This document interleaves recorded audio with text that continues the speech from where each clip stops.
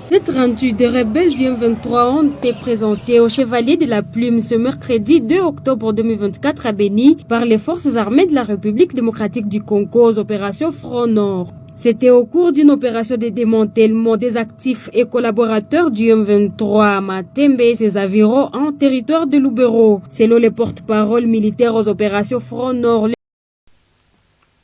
Alright, oli ku Yugi Update Civic osinza obanga otuwuliriza. Amawulire agaliwo galaga nti Democratic Republic of Congo government wamu n'abayekera ba M23 rebels batandise okweexchanginga ba prisoners of war era bakkiriziganyiza obutasukka bbanga lya nnaku zino wammanga byengenda okubanga nkuwa. Kitegeeza ki? Batandise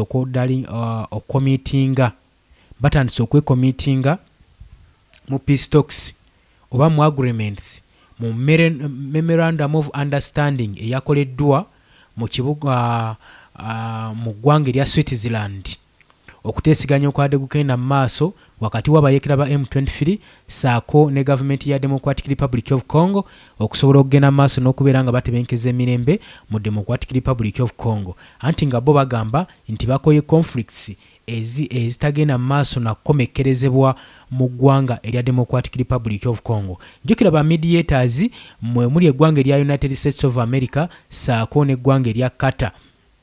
Era mediation zino oba enteeseganya zino zitwandiise nga summit zabadde zirina kubanga zitujjira mu kibuga Doha mu Qatar. Naye olw'okuba nti olutalo lugenda mu maaso mu Middle East wakati wa America, Iran saako n'eggwanga erya Israeli kyawaliriza olutuula luno lubeere mu Switzerland. Era olutuula luno lwatambudde bukwakku, lwabadde lwa mirembe. Era bagamba batandise okuprogressinga okulaba ku bibala. Naye nga ddyo eggwanga abayekera ba M23 bagamba eggwanga lya DRC lyatandise dda okuba nga liviolentinga agreement yakoleddwa mu Switzerland olw'ensonga nti balabiddwako mbu nga bagenda mu maaso n'okukuba ebizuka nga babikuba mu nkambi z'abayekera bano aba M23. Oli ku Yugi Update Civic osinzira obanga otuwuliriza gwatanatuyungako nkutegeeza nti kirira wansi waliwo ekigambo subscribe. Mbakulisizayo nnyo obwakedde, mukulike obwakedde mikwano gyange mmwe abampuliriza. Kansubire nti nno buli kimu kitambula bulungi. Tuli mu ggandalo lya weekend, tumidde ku mwenna abagenze ku kyaki, abaakavaayo batanagendayo, nammwe abalowooza saako nammwe abagenda mu ggandalo lya weekend mbatumiddeko nnyo. Mukola kyamaanyi nnyo okwekumira ku Yugi Update TV. Abula nkubiriza gwatanatweyungako wansi waliwo ekigambo subscribe kikoneko oberenga otweyungako. Gwe asharinga, asubscribinga, commentinga, nawe asharinga na likinga akola kyamaanyi nnyo gwe abezezaawo amayengo gano ag'omukutu gano. Kakati tugenda kubanga tweyongerayo. Kimaze okukakasibwa nti mu nnaku 10 bano bombiririze beewadde gavumenti ya Democratic Republic of Congo saako n'abayekera ba M23 beewadde ennaku mbale bubazi, ennaku 10 okutandika process eno. Lwaki beewadde ennaku 10? Ekyo nange simanyi, naye tunaaba tubiraba gye bujjako awo mu maaso. Era kigambibwa nti amawulire agava mu Goma, gavumenti eya Democratic Republic of Congo saako n'abayekera ba M23 rebels alliances bamaze okwaguluwinga era ne bamala okiteeka mu nkola ne bakkiriziganya nti batandika okulirizinga ba prisoners of war mu nnaku nga 10 eno process ebeerenga ewedde emu ku ngeri y'okuhonalingamu agreement yakoleddwa mu Switzerland. Era bagamba muli kimu ekyateesebwa era ng'ekyatwalibwanga kinga ekisumuluzo oba nga step eyinza obatwala mu maaso okustabilizinga Eastern Democratic Republic of Congo oluvannyuma lw'okumala emyezi n'emyezi ng'eri mu conflicts wakati w'abayekera ba M23 saako ne gavumenti ya DRC. Bagamba kino kyandituwa essuubi tumanyi oba oli awo era batandise na step eno tutandike na kuta ba prisoners of war. Abasibe bonna be twakwata ffe aba Democratic Republic of Congo nga gavumenti tugenda balilizinga era tugenda bata wabula nammwe abayeekera ba M23 muti abasibe be muyina. Jjukira ku sayidi zombi ezigenda maaso n'okulwanagana kano bakakozesa nnyo ng'akakodyo oba ng'akatego okusobola okuwambayo abasibe babayambako mu biseera ebyakazigizigi. Kati ebiseera nga bino bibayambako ebeera protection yaabwe ebeerangabo yaabwe era ebakufunze nnyo oliwadde mboga nti no kati kemunfunziza we musukka ekigera awo muli ngenda kutta abasibe bammwe bonna bennyina. Awo oba okendezeza ku pressure n'amaanyi agagenda maaso n'okuba nga gakuyeekera. Kakati commitment yamaze dde okwanawunsingibwa olunaku olwokutaano nga bagamba oluvannyuma lw'okwogera mu Switzerland era ne framework eyakolebwa ku board eya peace process era ng'egenda maaso n'okubaakingibwa Qatar ne United States of America eyali mu Switzerland, Togo, mwalimu ne African Union saako ne United Nations. Bano bonna tebalutumira mwana. Enkoko baagikwata mumwa okugenda mu Switzerland okukiika mu ntuula zino baziwulire oba zinaavaamu akalamu oba zinaavaamu akalamu basobole okusepolayizinga conflicts ezigenda maaso mu Eastern regions eza Democratic Republic of Congo. Wansi w'endagaano eyakolebwa sayidi zombi zakkiriziganya okupolosesinga sayidi zombi zakkiriziganya. Bwe njogera ku sayidi zombi mba njogera kuba yeekera ba M23 saako ne gavumenti ya ewanga lya Kinshasa eya Democratic Republic of Congo. Mu ndagaano gye baakola bakkiriziganya bw'okola process y'okulirizinga ba prisoners buli omu be yawamba mu layini nga mechanism bwe yasayiningibwa mu Sebutemba mu 2025 saako ne international committees eya Red Cross babadde basuubirwa okufacilitatinga process eno nga baprovidinga obukakafu n'obujulizi ku listi ezigenda mu maaso n'okuba nga zifulumizibwa. Babeere nga baverifyinga process yonna nga weegenda mu maaso ddala bano bombiriri bakomitinze okuba nga bataba prisoners of war abasibe babate bagende bakole egyabwe bwe baba nga abasibe babadde bajaasi mubate bagende bajjanjabwe. Buli side zombi zirespectinge agreement. Naye jjukira eno si agreement gye basoose okukola, bakola dda agreement wakati wa Felix Tshisekedi ne Paul Kagame saako ne United States of America ng'ekulembeddwamu Donald Trump ng'era baagenda mu accords zino nga zisuubirwa okubeera nga zigenda providing emirembe naye oluvannyuma gyakyoboolebwa zaviolatingibwa ne Paul Kagame. Kati ku mulundi guno olowooza kinaatuukirira?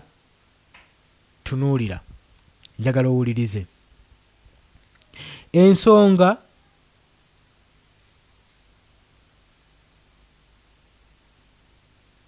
ensonga eri nti badetainers newankubadde basigala nga abamu kuba political sensitivity kuba aspects abasinga okwetaagisibwa mu negotiation eno abadetainingibwa basigala ba muwendo nnyo mu process eno newankubadde be bateekawo key areas y'okuba nga bafuulibwa ba political sensitive aspects ab'omugaso mu nteeseganya zino ez'emirembe. Bano ba mugaso nnyo era beetaagibwa. Ekyo olina okimanya abasibe bano beetaagisiza ddala nnyo. Wabula abayeekera ba M23 bo bagenda maaso n'okudimandinga okulirizinga around 700 individuals era egenda maaso n'okudescribinga nti ba political prisoners akabinja kano aka M23 awo nga wogatta ne ba senior political figures saako ba civilians bebasuubira okubeera nga badetainingibwa ku rebellion eni badde egenda mu maaso. Yo Kinshasa gavumenti ya Democratic Republic of Congo yo tennaba kubeera nga epublishinga era nga acceptinga scape eno eya demand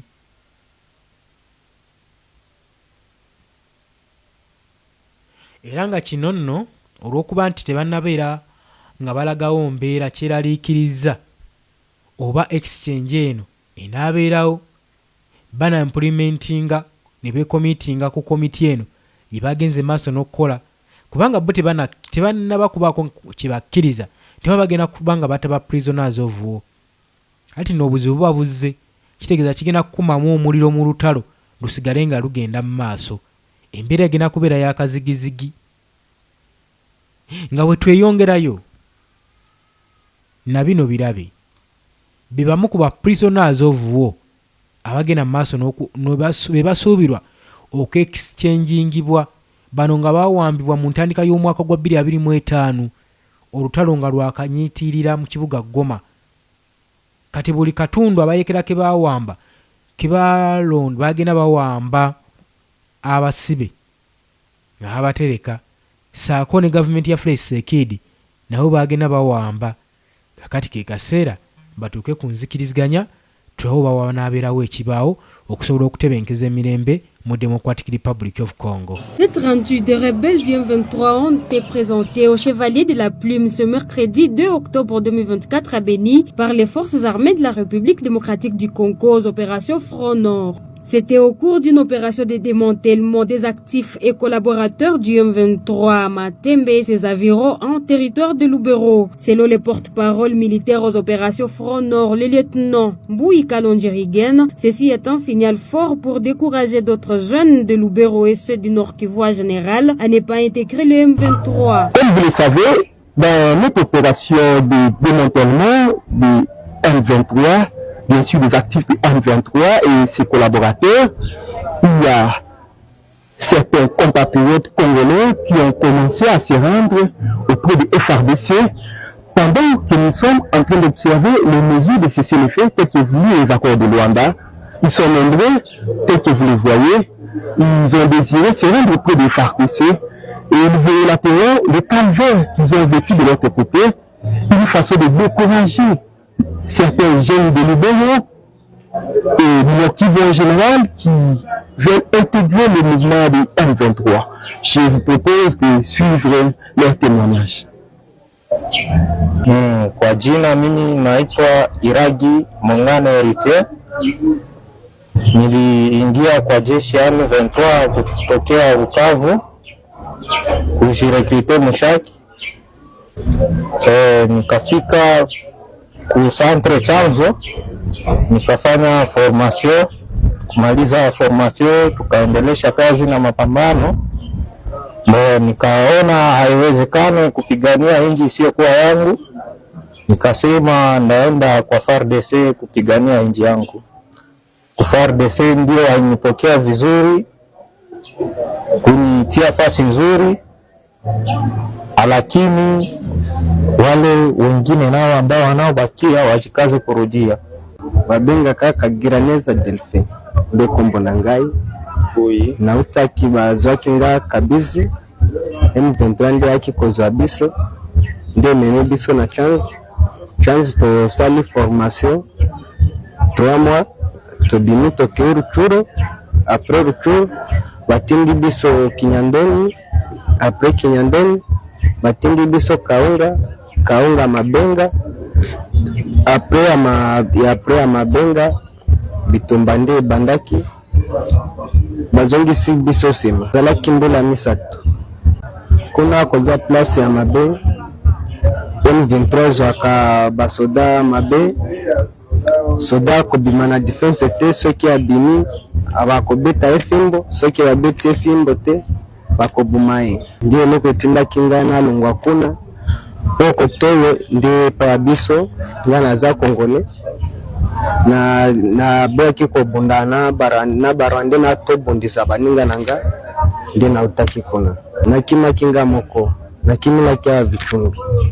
Déterminé à défendre la patrie et à récupérer d'autres espaces conquis par le RDF M23, les FARDC ont bouché toutes les voies lacunières permettant jadis la progression de l'ennemi vers d'autres agglomérations. Dès lors, les rendus devront suivre le processus de PDD-RCS. Rappelons que les opérations Front Nord sont dirigées par le sous-chef d'état-major des FARDC chargé des opérations, le général-major Chico Chitambo Jérôme.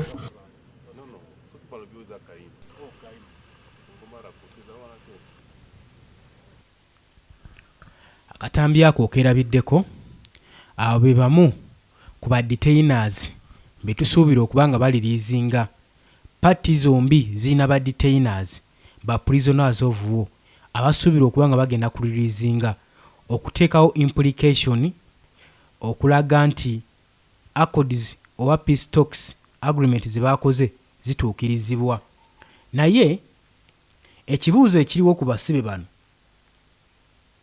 era bagamba kiri so complicated gye bali nti gye buvuddeko abayekera bano omwezi gumu emabega aba M23 bagamba nti bali bamaze okuhanding over abadetainers abasibe abawerera ddala 15,000 abakwatibwa era nga bano baali bajasiba eggwanga erya Democratic Republic of Congo era ne baweebwayo eri Red Cross era kino kyalabikuwanga goodwill gesture era yali egenza maaso n'okubuildinga confidence eri parties zino ebbiri naddala ku side y'abayekera ba M23 okulaga nti no bo bali committed okuta abasibe era ne balaga nti no olaba abayekera ba M23 bakoze ekikolwa nga kino kitegeeza DRC naye egenda kukola kyekimu ng'erabira ku bano esobole okubeera ng'eta abasibe byali egenda maaso n'okukola ki n'okuba ng'ekutte naye munnange ebintu byandibanga si bwe biri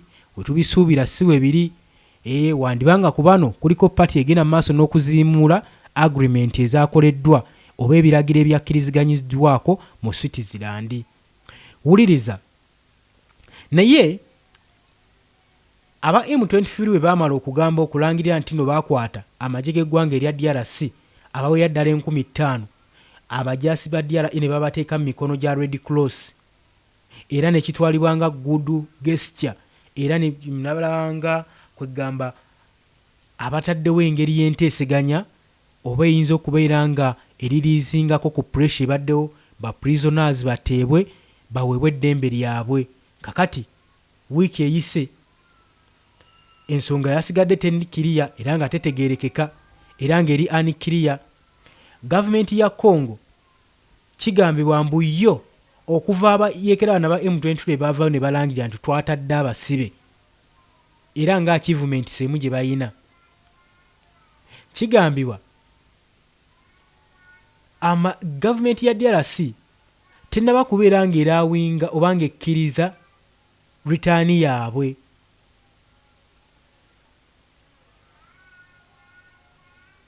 Era abakulu abamu ba officers betwanise nga ba officers mu gavumenti ya DRC tebannaba kubanga baprovidingayo details neemu ku ba detained prisoners, tebannaba kubanga bawa explanation na ku nsonga ya M23 nti oba yate abasibe 15,000 oba nabo okuva ne bagamba engeri gye mutadde abasibe 15,000 naffe tugenda kuta abasibe we bati. Kino nno kitondawo concern among the mediators abagenda maaso n'okumediatinga bano ababiri n'okubakwasaganya n'okubabiibiita n'okubakumaakuma basobole okuba nga bagonza ensonga zino. Ke ne ba mediators kibasobedde bagamba ekituufu kye kiriwa abasajja bagamba baata abasibe 15,000 ne babawa ba Red Cross naye ate gavumenti ya DRC nga tennakyogerako. Sinakyokka lwaki yo kale tevaayo neeyogera ku basibe beeyina era egenda kutaba meka ensonga nga tetunnagiwulirako. Kati ku bonna ku bano bombi ani mukyamu. Nagambye nti no kino kiwa credit abayekera M23 era kibawa ne sympathy eri bantu bwe babanga basazeewo okutaba detainers kiba kikulaga nti ate bo be balina obuntu bulamu nnyo n'okusinga gavumenti eri mu buyinza. ekyo nno kimiscreatinga gavumenti ya Felix Tshisekedi era ensonga zino bandibadde bazitunulamu ne baziraba ne bazeekenneenya ng'ensonga eno obanga ekiwundu tekinnaba kubanga kisamba ddagala nga tusukkulumye ku ba prisoners exchange okuva mu Switzerland commitments ezaakolebwa era nga zi-aimingiddwamu ku humanitarian conditions ez'okutta abantu era ne reinforce flag ceasefire okukomekereza olutalo bino byonna byayogerwako mu Switzerland. Parties zombiriri zakkiriziganya to allow bakkiriza rapid, safe and unimpeded delivery of humanitarian assistance across conflicts naddala mu affected areas za Eastern Democratic Republic of Congo. Bakkiriziganya bano bombi okugenda mu maaso n'okuwa obuyambi abasibe bonna abanaabeera bagambibwa nti ne bagenda okuteebwa naddala mu areas ezirimu conflicts ey'amaanyi. Bano bakkiriziganya bombi nga bali mu Switzerland era ng'ekigendererwa nga baagala kuteekawo restrictions ku ebyo ebinaaba byetaagisa nga tebataddewo discrimination and humanitarian organization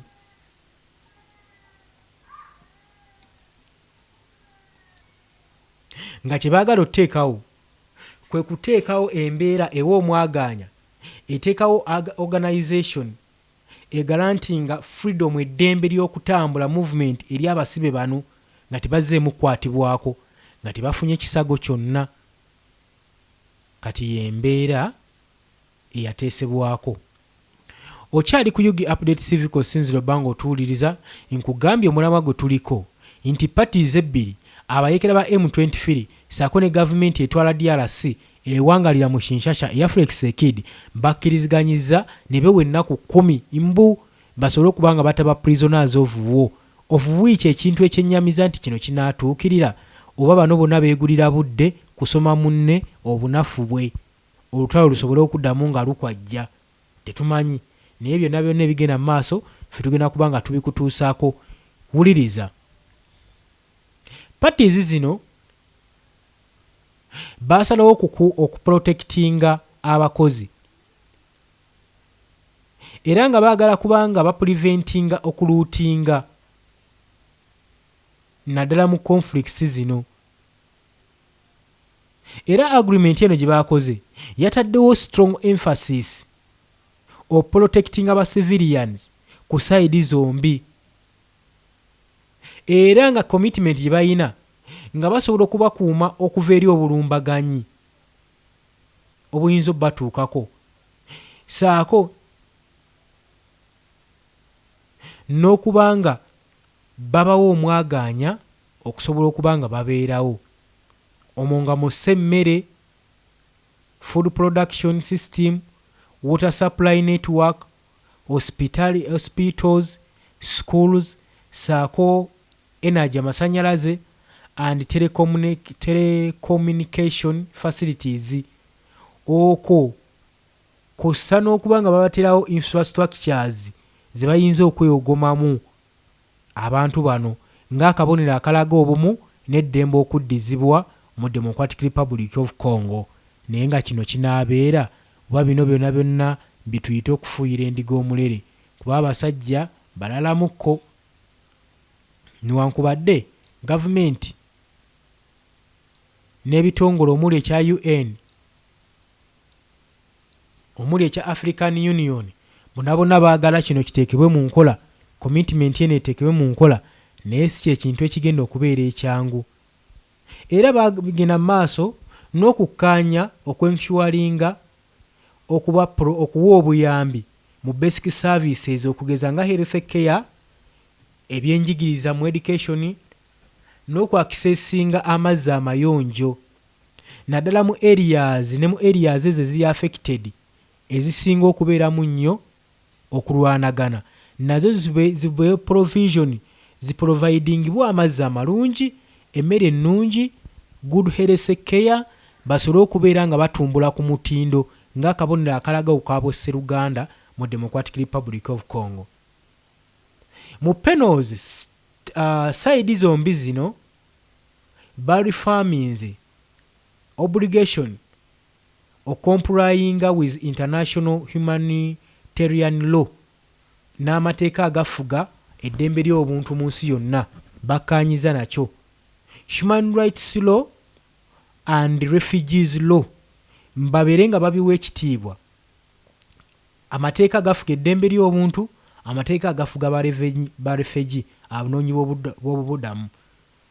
Newankubadde nga bagenda mu maaso n'okuba nga bateeka mu nkola ku constitutional framework eya state eya DRC, nayo nsonga nkulu nnyo.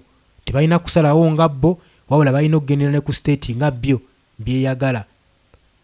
Era bagenda maaso ku central panel nga baaguruyinga operationalization oya ceasefire nga bamonitoringa system. Parties nga zenduwalinga okuranchinga verifications mechanism basupporting international conferences eziri mu Great Lake regions ezitawaanyizibwa olutalo, saako n'okubaakinga logistically kwe yakolebwa ne United Nation peacekeeping mission emanyikiddwa nga MONUSCO. Bino byonna babisseemu ekitiibwa, babiteeke mu nkola, ze zimu ku agreements ze balina okukola. Mechanism esuubirwa okubeera ng'etandika omulundi gwayo okuvalifyingibwa missions mu wiiki ng'emu okwekomitinga bino byonna byonna ebyali mu ndagaano. Bakole first attempt systematically bataakinge compliances ne ceasefire ku ground. Waliwo kye bayita medical access saako ne treatment eri abo abalumiziddwa, era kino nakyo kyateekebwamu nga kyagana nakyo kikomitingibwe kituukirizibwe.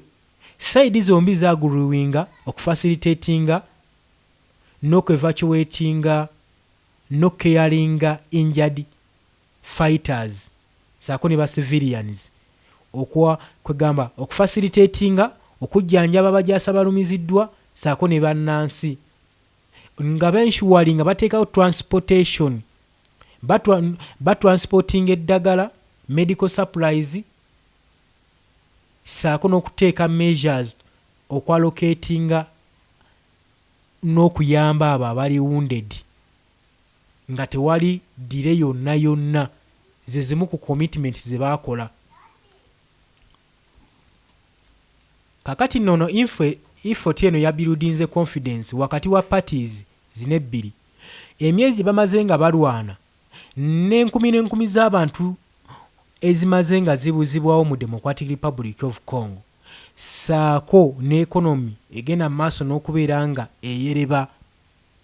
Kino nno kyandiyambako amawanga gano okunegotiatinga, oteekawo agreement, okusobola okuteekawo foundation ku njogereziganya zino ez'emirembe, nga bagenda mu maaso n'okukola framework n'ogoberera protocols.